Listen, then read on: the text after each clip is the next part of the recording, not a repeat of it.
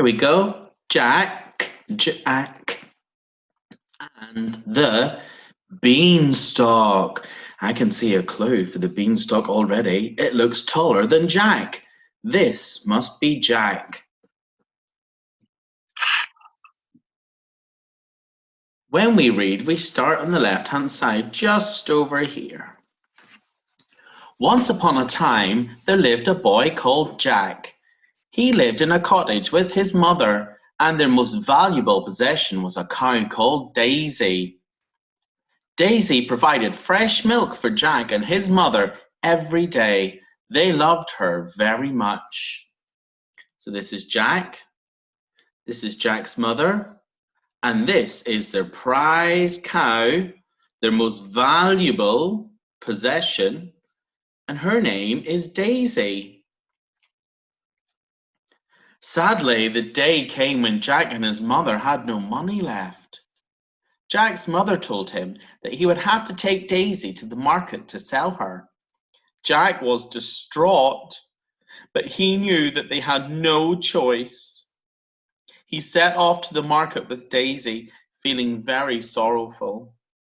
There's two big words there, distraught and sorrowful. Distraught means that he knows that there is no other way to get money than to sell that cow, and he's feeling distraught, which means he's feeling very upset indeed. And sorrowful is a big word. Sorrowful is another word for feeling sad. Oh, let's start reading here. On the way to the market, Jack met a man. The man had a large, curly moustache and was wearing a sparkly yellow cloak. He stared with interest at Daisy and then said, "Ooh, what a fine cow you have there, Jack." "How do you know my name?" asked Jack, confused. "I know lots of things," chuckled the mysterious man. "For example, I know that these beans that I hold in my hand have magical powers." Should Jack talk to a stranger on the road? What do you think? I don't think so.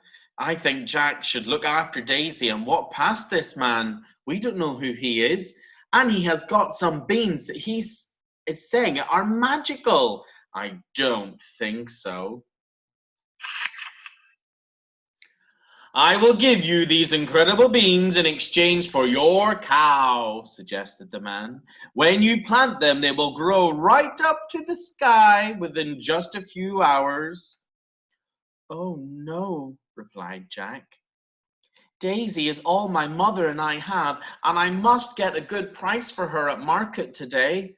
Because remember, Jack and his mum have got no money left, and they need the money for food." "With these beans, you will never have to worry about money again," said the man persuasively. At last, Jack gave in and swapped Daisy for the beans. Oh no. Should Jack have swapped Daisy for the magic beans? Oh no. Let's find out what happens next. When Jack arrived back at his house, he skipped excitedly into the kitchen. "Are you back already, Jack?" asked his mother. "I do hope you got a good price for Daisy." "Better than that, mother," sang Jack. "I have these magical beans." He started to explain about the man he had met, but his mother was not listening. She was extremely angry. She took the beans and she threw them out of the window. "She's throwing them out of the window? They're going to land on the ground outside." Jack was sent to his bedroom. He lay down on his bed and cried himself to sleep. The next morning, we're up here now. The next morning, Jack woke up and noticed that his bedroom was much darker than usual. A shadow fell across the room. Something is covering this window. Oh, I wonder what it could be. He ran outside. to investigate.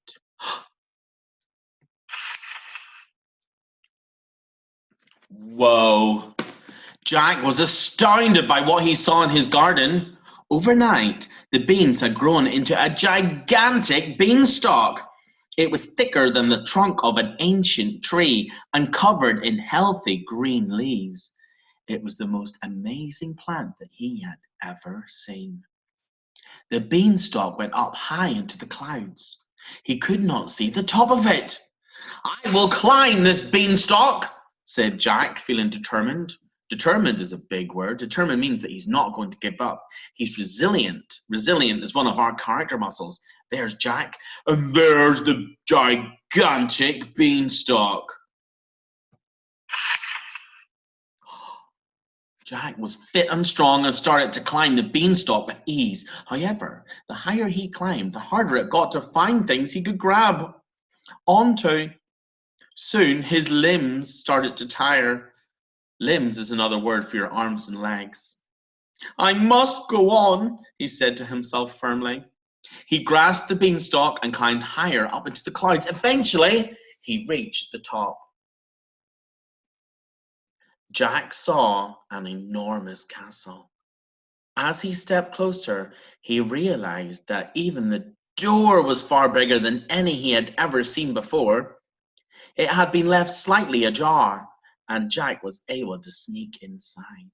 There's another word. The word ajar means it's lying a little bit open, not closed, not all the way open, but just a little bit. Can you leave the living room door slightly ajar? Let's find out what's inside. Turn the page. Jack stared in amazement.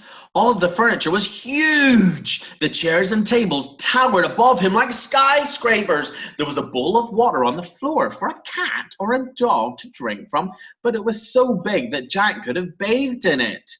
There's the big bowl. Wow, it's like a swimming pool. And it says water on the front. I wonder what animal that is. If the bowl's that size, what size is the animal going to be? Suddenly, the floor beneath Jack's feet began to shake, and Jack heard a loud, rumbling noise. His heart was beating loudly in his chest as he scurried quickly inside a cupboard to hide. Scurried, that's a big word. Scurried means to move fast. A colossal. Colossal is a big word. Colossal is a word like big. Huge. A colossal giant marched into the room. Jack peered nervously through a hole in the cupboard door. There's Jack, peering nervously through the cupboard door. The giant's face was covered with a bushy brown beard. He had rosy cheeks, and there was not one single bit of hair on top of his head. "Fee, fi, fo, fum, I smell the blood of an Englishman," bellowed the giant menacingly. Jack shivered with fear. Oh no.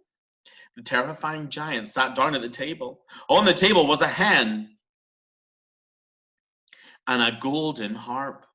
The glittering harp caught Jack's eye, and although he was petrified, he watched with fascination. "Lay," said the giant, and the hen laid an egg. The egg was made of solid gold. Jack was mesmerized. Can you see Jack? Where is he? There he is. Jack was mesmerized by the bright, shining egg as he watched through the hole in the cupboard door. "Sing," said the giant, and the harp sang. A beautiful, calming song came out of the harp, and it seemed to cast a sort of spell over the giant because he soon fell fast asleep.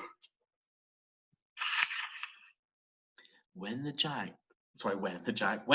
was certain that the giant was fully asleep, he crept out from his hiding place and skillfully climbed up the table leg and onto the tabletop. He grabbed the hen and the harp and made a daring leap to the ground. The hen nestled happily under Jack's arm, but the harp was alarmed to be grabbed by a stranger.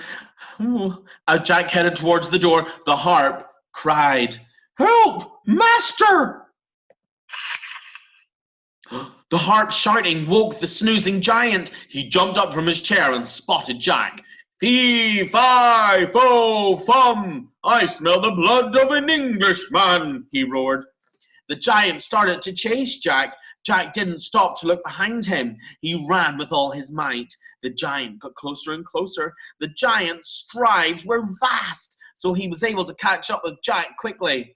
Oh, Jack, how silly! Should Jack have stolen the harp and the hen? It's not a good thing to steal from anybody. They belong to the giant. No wonder he's upset. Jack reached the beanstalk and started to climb back down it. He was breathing very quickly and his heart was racing. It was not easy climbing down the beanstalk while holding on to a hen and a harp. The beanstalk shook. Jack looked upwards. The giant had got onto the beanstalk, there he is, and was climbing down after him.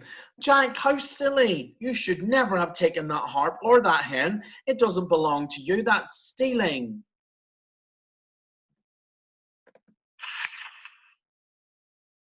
When Jack reached the bottom of the beanstalk, he stumbled onto the ground, utterly exhausted.